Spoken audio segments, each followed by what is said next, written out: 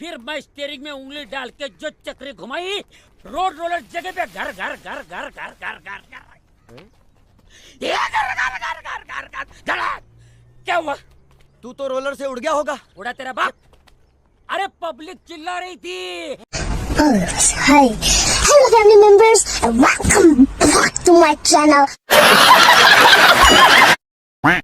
काय मग सरकारची प्रजा तर आपल्या घरी आलता एक नवीन पाहुणा, तर त्याचं स्वागत करून त्याच्या आईला चारा टाकला आणि गेलो गुरं घेऊन चारायला.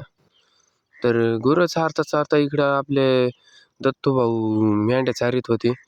तर त्यांच्यापाशी थोडा धिंगाणा घालून मग आपलं पाणी संपलं होतं, तर मग निघालो गाडी घेऊन पाण्याला. तर जाता जाता बघा आपल्या पुलाचं काम बऱ्यापैकी झालंच आहे.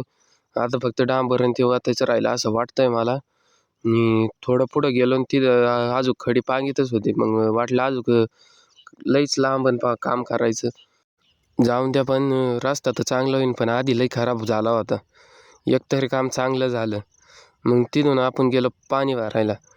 तिथं अण्णा भरीत होते पाणी.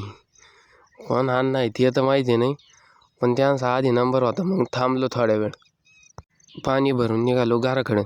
आणि आपलं नशीब इतकं चांगलं की येताना गेट नव्हतं पडलं आणि जाताना गेट नाही पडलं. नाहीतर कधी कधी येताना पडतं आणि जाताना पडतं. आणि आपल्याला कळालं होतं की आपले युवराज भाऊ गेलेले होते संभाजीनगरला. मग काय त्यांच्या वावराला कोणीच राखत नाही, तर आपल्याला काही निमित्तच पाहिजे नसतं. दोस्तों, अब यहाँ के करता धरता हम हैं. असं म्हणून रपकेन खूप तोडून घातला आपल्या पिशीत. कोणी बघत नव्हतं तर निघालं तिकडून.